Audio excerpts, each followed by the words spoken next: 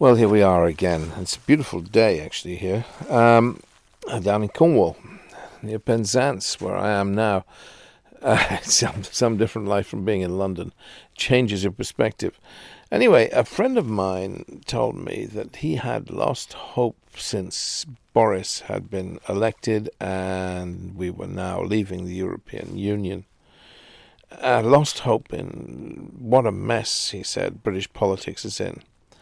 And I thought to myself, well, now, wait a minute. Yes, okay, I understand his perspective. This is a long-time Conservative Party member. More than that, a man who has stood for Parliament as a Conservative candidate and who has done a great deal to promote the Conservative movement, the reform and the strengthening of the Conservative movement in Britain. Lost hope. He's lost hope. You see, it's difficult, isn't it? This Remain-Leave division goes beyond the Tory, Labour, Liberal demarcation. It's a deeper thing, and it has deeper repercussions. We need actually one thing first and foremost to remember is that, and I speak as somebody who's walked through the valley of the shadow of death this year because I had this bloody cancer. So, and I've come out the other side, but it wasn't an easy place to be, and I understand despair.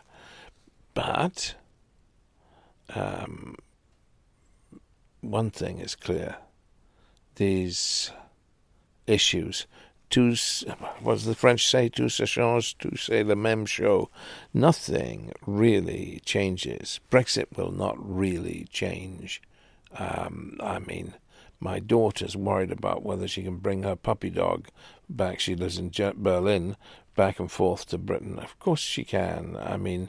I was speaking to another lady who has a dog she takes to Italy, a British girl, well, a British woman. And, of course, she was saying to me, I'm not in the least bothered. Do you think the French who bring their puppy dogs here are going to want us to stop taking dogs back and forth? Same applies to everything. Everything will be much the same as it always has been. Nothing changes. And losing hope, don't lose hope. It's actually an obligation to be hopeful. We have an obligation to be hopeful in a world where too many people are grumpy. My grandchildren actually call me Grumpy. Hey, Grumpy, they say, but which is the name they have for me. But hopefully I'm not grumpy all the time. And we actually need to hold on to hope. It's a moral obligation. There are people, Karl Marx used to divide the world into hammers and anvils, people who are hammers, people who are anvils. Some people go through life with their heads looking down at the furrows.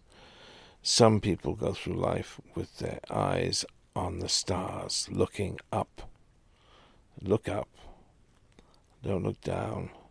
It's so easy to look down and be dragged down by all that is dark. When there is a bright tomorrow, and this European thing, it's for some, it's a great thing. Dominic Cummings had his line, "Great, get Brexit done," and Boris sold it, and it's done. It's actually a relief for many in this country, and accept that, and let's move on. Some people think of Boris as the great savior, as the new Winston Churchill. I'm not so sure about that. They look at him like the Messiah's come. People love their heroes, don't they? Boris is the most unlikely hero. So if ever a hero had clay feet, great womanizer, what a man, extraordinary, but there you go. Good luck to him. I'm not discouraged. I think we may have interesting times ahead. And interesting times, we need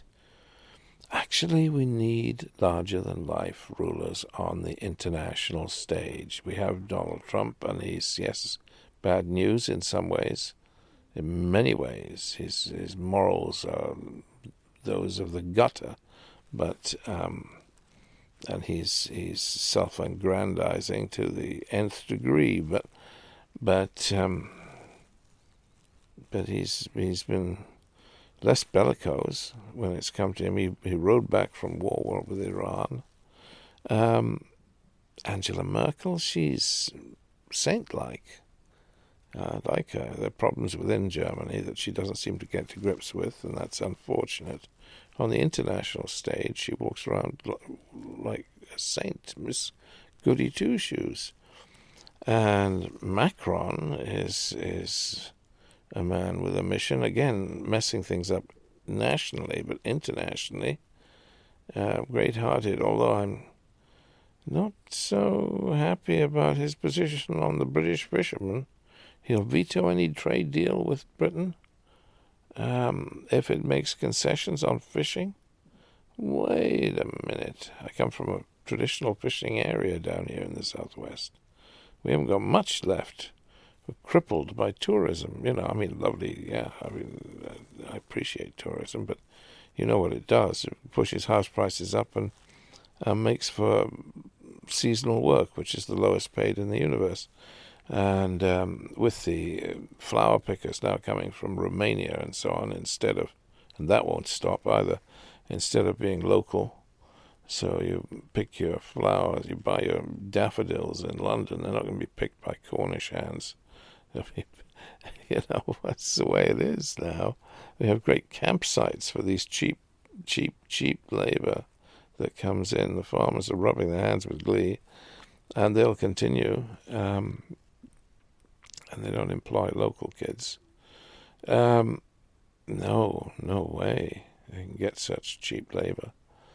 That'll go on. Nothing's going to change, by the way. Leaving the European Union is not going to change that. You see, tout ça change, tout c'est la même chose. But it's okay. It's okay. I feel that things are getting better. Overall, the world is a better place to live in. There's less death, less war. Don't feel like it perhaps, but there is. And there's a bright new tomorrow in 2020. God bless you. Bye.